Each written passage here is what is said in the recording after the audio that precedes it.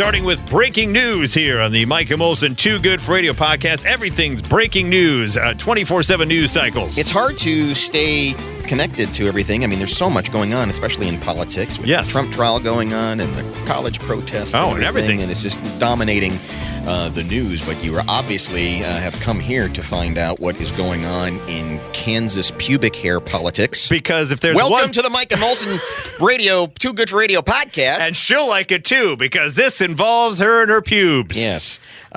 Specifically Kansas pubes. Yeah. That's actually, instead of the Jayhawks, they're now the Kansas pubes. Rock Chalk Pube Talk is now going to be our new podcast. Dear. I want everyone to just download this in Kansas. I know what I'm just going to title it Kansas Pubes and see how many downloads we get. But the story that has been rocking the State House in Topeka is the Senate's attempt to override the governor's legislation trying to deregulate pubic hair removal. Deregulate? Isn't that something you think should be regulated? I mean, that's a very sensitive area. Yeah. Of course, when I saw this initially, it was like, I can do whatever I want with my pubes. Shut up. Right, exactly. What do you know, Governor Kelly? Yeah, if I want to trim, I'll trim. If I want to wax, I'll wax. If I want to just look like the Amazon jungle, I'll do that too. So yes, they're trying to deregulate sugaring. You know, when you sugar your pubes. Is that when the ants come and eat your pubes off? You gotta get some sugar pubes? Weren't they a punk band back in the day, the Sugar Pubes? Yes. Okay. Democrats are concerned that sexual deviants might get unfettered access to women's genitalia. Oh, how? Democrats are concerned, Mike, that sexual deviants might get unfettered access to women's genitalia. Unfettered. By sugaring? Yes. Okay. We must fetter their access. Oh. Yes. Hey. And one thing I know in my entire life, my access to pubic regions have always been fettered. They also raise concerns for potential unsanitary conditions and serious health risks that include bleeding, tearing, bruising, ingrown hair, burns, and infection. No, you don't want any of those in your pubes. So this is what they're talking about. Is, okay. If you want to open yourself up a pube salon. Yeah, okay. You got to be regulated. But they want some kind of regulation. Yeah, there should be. Yeah. You shouldn't go into you shouldn't be able to just open up a pube salon in the Motel 8 on the side of the highway in Topeka. Sugaring is the practice of removing hair with a paste made from sugar, lemon, and water. Delicious. Also at the State Fair this summer. The lemon pube up. That's the new State Fair offering. It's a lemon pube up. I want extra in mine, please. Yes. Senate Bill 434, the pube deregulation bill, would have eliminated criminal background checks, training, continuing education, and inspections for chronic sugarers. Yeah, right. I want to sugar your pubes. Who is pushing to deregulate this? I think you need background checks. If you're going to be spending all day around the pubic area, there should be a background check on you. Yes. I think we all can agree. Yes. Yes. That's why this is not a very controversial podcast that you're listening to right now. No, I think we all can agree. It's juvenile as all hell. Yes, exactly. The lemon pube up.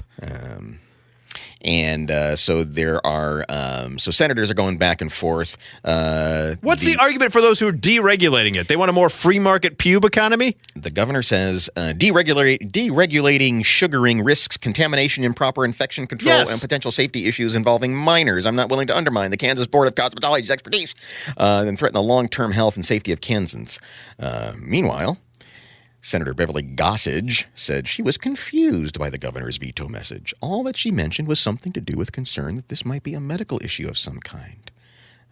She said, the sugaring is very simple. I'm doing it right now. I'm sugaring here on the House floor. That's what I do. I got a lemon over here, a thing of sugar, and some paste. Yikes. If not done properly, this type of hair removal can cause ripping of the skin, burning, and detaching genitalia. Yikes. Unlicensed mean individuals will not be screened by anyone. So you're right. I don't know exactly what the argument for deregulation is. Yeah, I mean, I can accept that there are places where government shouldn't have its hands, but I want their hands all over pubic sugaring. That's where I want the government. I don't want it in my pocket, but I want it in my sugaring pubes. Yeah, I want Chuck Schumer all over my sugary pubes. If there's one place I want, if there's one place I want Elizabeth Warren, it's by my sugary pubes. Absolutely. Her hands all over it. I don't know where we go from here. We probably should just wrap up the podcast. I'm just saying right now that there is a big where you're missing that with all of the Trump and the Palestine and everything else going on. You're missing what's really happening in the heartland of America. Yeah, the Matt Gaetz sugar pubes, and that Kansas has an issue with pubic hair. They very much do. It's like corn stalks down there. Moving on, but continuing in the same general vicinity. Let me introduce you to the Big Nude Boat, which is a all-nude cruise. It will take travelers from Miami to the Caribbean on an 11-day adventure back to, as they say, paradise. Oh, no. Yeah. Setting sail from February 3rd through Valentine's Day 2025, the trip offers a, quote, stress-free, clothes-free experience during which up to 2,300 passengers can roam the ship in the nude while out at sea. No kidding. Does any part of that intrigue you or make you go, oh, yeah, I'm going to go on the Big Nude Boat? No. I mean, at least there's a expressway to the dysentery. You don't have to worry about taking your pants off. You just kind of lean over the side if all the bathrooms are taken. There was, I'll look for it while you're talking here, but there was a thread on Reddit yesterday asking about the unwritten rules of going to a nude beach. Oh. And I swear a good 73% of the posts had to do with boners. Oh, I'm sure it did. Because that's probably 73% of the problem at nude beaches. is the boners, yeah. Like, all right, put that away. According to Bare Necessities Tour and Travel, why are you co-opting a great Disney song with that? Passengers won't be allowed to be naked when the ship is docked. I wonder why. Yeah. But you can dock your own ship someplace exactly. else. But you can ditch their usual attire once they're anchored or out of the water. Man, you're stuck on a boat out in the middle of nowhere with everybody walking around naked. With their wangs out and their sugar pubes and everything else going on. Pickleball right there on the deck. Shuffleboard right there. Just, badminton. Their shuttlecock just going askew everywhere. None of this sounds sexy. No, not at all. When clothing is optional, standard nudist etiquette must be abided by. When sitting, What is it? Oh, okay, I see what you're saying. Yeah, when sitting, nude passengers must either wear a thong or sit on a towel or some kind of fabric. And while the self-serve buffet on the pool deck is a clothes-free area, passengers must be dressed for all dining room meals, and no bathrobes don't count. So even they realize that nude around food is not a great idea. Although at the all-you-can-eat buffet, the self-serve buffet, you can walk up with your dangly bits wherever you want. But if you're going into a fine meal in the dining room, you better put some clothes on. Excuse me, your sugar pubes are getting into my pancakes. Are those chocolate chips or those pubes? I can't tell. Is that salt and pepper or what's going on there? By the way, they also say on the Big Nude Boat that photos and videos will also not be permitted unless all individuals being documented give consent. So you go up and be like, hey, do you mind being in my vlog here of the Big Nude Boat? You're logging a vlog? None of that sounds good at all, does it? I can't seem to find that thread, but here's one that did come up, and we'll save this for next week's Too Good for Radio podcast. Is the topic manscaping? What's the trend for summer 2024? Good to know. Make sure you bookmark that. I'm gonna see. And we'll save that for next week because the summer months you got to worry about your pube area. And this sorry, this is the funniest post. Do you want to get into it now? I mean, we already had Kansas pubes. I'll just go ahead and read the. This segment brought to you by Uncle Wiggly's Wieners. Yeah. Pube free since '93. So someone asks the question: manscaping. What's the trend for summer 2024? What are the latest manscaping trends for bush cock and balls? Well, you got to know because the Big Nude Boat's coming up. Right now, bush is about halfway grown out. Okay. Cock and balls are shaved. Okay, good to know. Last year, when I went and buzzed up my bush pretty close. A lot of guys, though, are sporting more bush. Side note, I hope the designed bushes, e.g. shaved into trapezoid from the early 2000s, won't come back in style anytime soon. Okay, got a problem with shapes down there. And seems like the consistent answer is, just do what you do, man. Right, yeah, exactly. I mean, we've already got too much shallowness in the community regarding everything. Don't buy into the my bush isn't cool enough. God, I love Reddit. Yeah, Reddit I love Reddit. It's a nexus of the universe. It's rabbit holes you can go down, and we appreciate Reddit letting us know. We'll have to revisit this topic next week. No, I think there's really nothing else to nothing else discuss. going. Do what you do with your pubes and go on. We have no good bush advice for you. No good bush whatsoever. One of the things you probably may be able to see, though, on the Big Nude Boat is maybe a gator, and someone in Florida, I believe it's from Florida, right, is missing a gator that meant a lot to them. Exactly. An alligator known as Wally Gator, for his surprisingly cuddly nature, has been helping this guy relieve his depression for almost 10 years. Oh, that's nice. Way to be, Wally. Designate him his emotional support gator. Alligator. Probably difficult to get on a plane and to explain to people of authority that that's your emotional support gator, but hey. And then along comes what the BBC is calling pranksters. This guy was on a vacation going to Georgia. So this isn't a Florida story. This is a British guy. British guy. An alligator. Oh, yikes. Going to Georgia. And someone looking to play a prank stole Wally Gator and released him into the wild. No! Wally can't survive on his own. Wally was collected by local animal control and released to a swamp at a remote location. In his Facebook post, Mr. Henney said that his cold-blooded pal was taken by someone who then dropped him into another person's yard, probably to scare them. When he was discovered, alarmed residents contacted the Department of Natural Resources, who sent a trapper, got Wally, and then threw him into a swamp with 20 other alligators. There you go, Wally. Fun. Figure it out. Yeah, figure it out, Wally. Mr. Henney said the trapper rated his chances of finding Wally as slim to none. You know, once they get in with the other alligators, there's no. I don't mean to be racist, but they all look alike. Right, exactly. It's going to be hard. Did you put a collar on Wally? Yeah. We just pray that other alligators present that Wally is okay. Wally Gator and Joey Henney made for headlines when the pair were denied entrance to watch a Philadelphia Phillies game. For good reason. You can't just bring a gator. His alligator. Stay home and watch it on TV. I mean, the Phillies fans did throw batteries at Santa and other things, but even they have a threshold, which is a emotional support gator in the stands.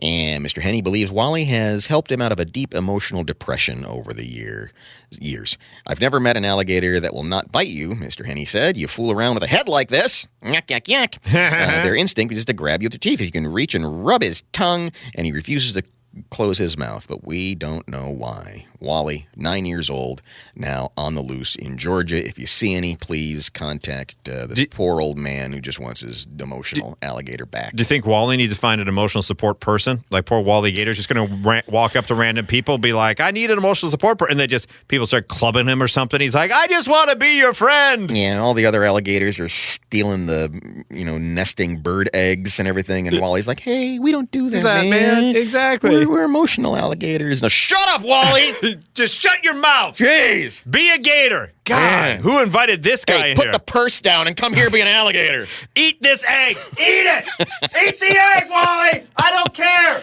But there's a baby in there. No. Eat it. Poor Wally Gator. Moving on, this wasn't an emotional support animal of any kind, but a guy in the Miami International Airport was caught with a bag of live snakes down his pants.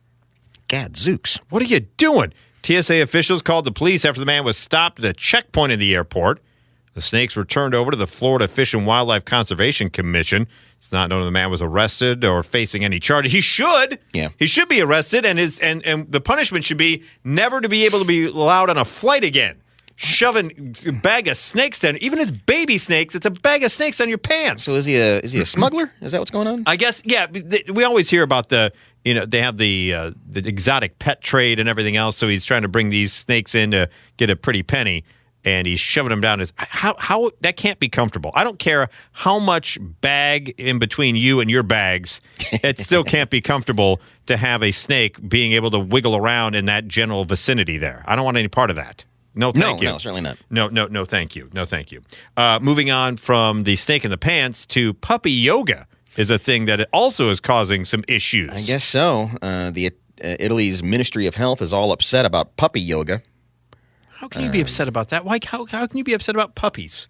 In a note that circulated in April, the ministry said it was aware that organizers often borrow puppies from breeders. Because puppy yoga improves well-being, it should be considered as a kind of animal-assisted therapy, which by law can only be carried out by full-grown animals. That's the issue, is that these puppies are just too young to be yogaing. That seems ridiculous. No one wants a full-grown Doberman walking up all over them when they're in their yoga and downward-facing dog. You want smaller dogs. I don't think it has anything to do with people doing yoga with puppies. I think it's just puppies doing yoga. Oh, well, you shouldn't do that. You can't. Because I know what you're thinking, like goat yoga, where the goats like stand on your back. That's what I'm thinking. Yeah, I'm thinking it's something along those lines. But no, it's people trying to put puppies in yoga poses. That's what it is. What? What kind of that should? Okay, now I'm all right with it being outlawed. Because what are you doing with puppy yoga? In a statement, Italy's National Board for Animal Protection welcomed the decision. Dog expert Giusy D'Angelo said that puppy yoga was physically and mentally a stressful experience for the animals. Yeah, you can't put them in poses like that. She said the attendees risk getting carried away and adopting the animals. So cute when you're doing the bit of yoga. When you're in the warrior pose. Look at that little golden retriever. Oh, yeah. I'm just going to take her home. Yeah, exactly. Downward facing dog all the time. Oh, yeah. Those are the only two poses I know. People are overtaken by a wave of emotion after experiencing the sensations of well-being and close proximity of the puppies. This is such a confusing... So they're not necessarily concerned about the welfare of the puppies. They're just concerned that people will think it's so adorable that they have to take the puppies home. That they take the puppies home, and then when the puppies aren't doing yoga and they're just being a puppy, then they get cheesed off and say, you know what, take these back. She also warned that puppies used in the class are not transported in a safe manner. This type of activity... Activity. That's also our new sponsor, Activity. Yes. This type of activity is detrimental to the dog's well-being and only brings financial advantages to those who run the classes. It's a money, it's a money grab. When you think of Italians trying to grift in some sort, you're thinking the mafia down in Sicily and everything. No. The real crime is in puppy yoga that's going on all across the whole country of Italy. And it needs to stop, Mike. Needs to stop. And you should not sugar pube puppies in general. That's wrong. That's even worse. One of the things that can happen. Have you ever done yoga? Have you taken a yoga class? Yes. It's difficult. Yes. I took it once and I was like, that's enough for me. Right. I don't bend that way. One of the things though at times that people worry about is flatulence. Oh yeah. Because you just get so relaxed, you're putting in different positions and you're twisting your intestines and everything else that just comes out. Well, there is now a study that they found and they've pinpointed different foods that will lead to increase flatulence and maybe even odor associated with those flatulence. And I feel like as part of this podcast, it's our duty and a public service to let you know what those foods are so maybe you can stay away from them, okay? Besides eggs and beans, which we all know, here are some other ones that cause flatulence, and not only flatulence, but farts that stink. Okay. All right?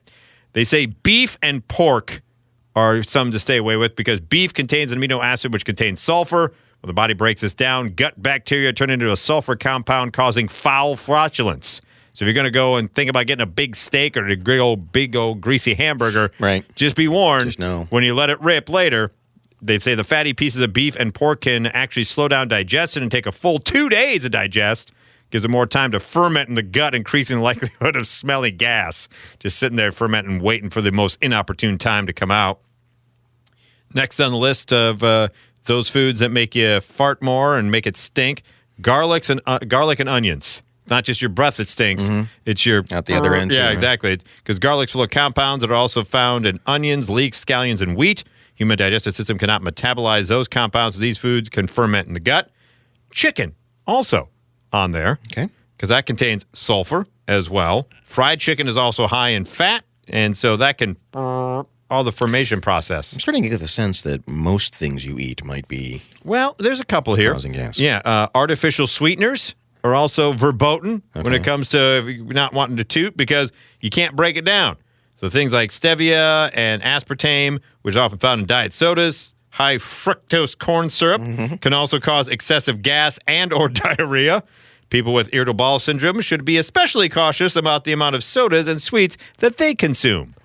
because you're just going to be nothing but Just full of bubbles. Exactly. Fizzy lifting drink like in Willy Wonka. Right. So if you're going and go to McDonald's or whatever your fast food is, and you're like, I need a Big Mac and an extra large Diet Coke, enjoy the rest of the evening just farting away the stinky toots.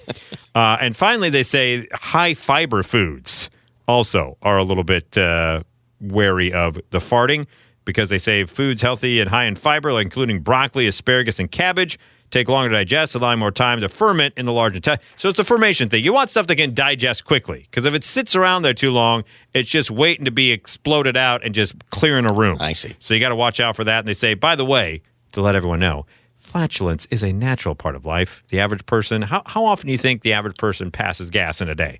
Oh, I know it's going to be a ridiculous number, right? It's probably in the 40s. No, less than that. Oh, is it? 13 to 21. All right. Whether you realize it or not. Whether you realize it or not. Okay. Yeah, normally you should realize. Do you have a tell?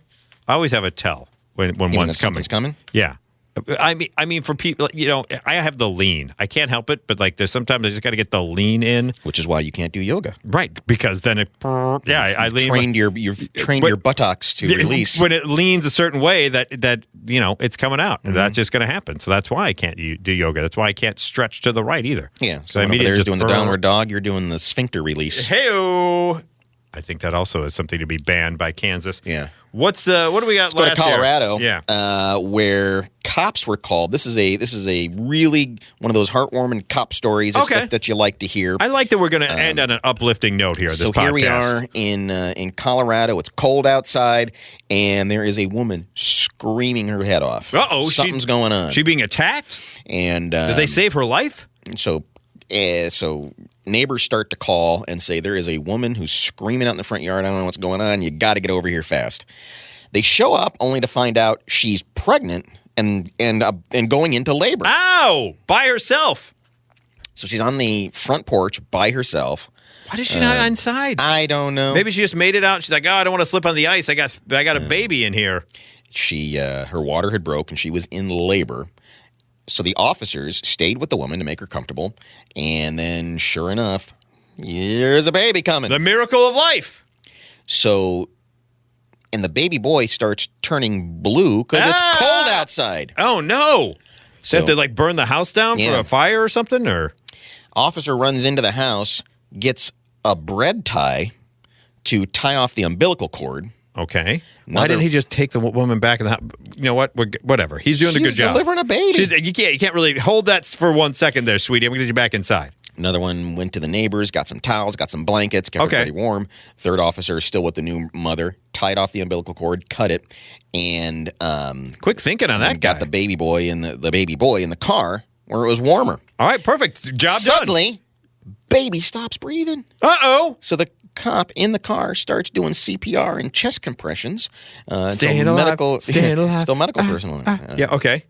And so now they're with the woman, keeping her calm, and she says, oh, by the way, I'm having triplets. Pardon me? So we ain't done here, Ossifer. Oh, my God. So they're already, had the traumatic experience with baby number one. Now that you got two more on the way? Right. And that's when they start getting the microphone, the walkie-talkie on their shoulder, and they're going, officer down, we need backup here. Exactly. Where's that ambo? Roll that ambo quicker, please. Although, is it like a slip and slide or something? When the first one, once the first one hits, then the rest of it just slide right out? I don't know.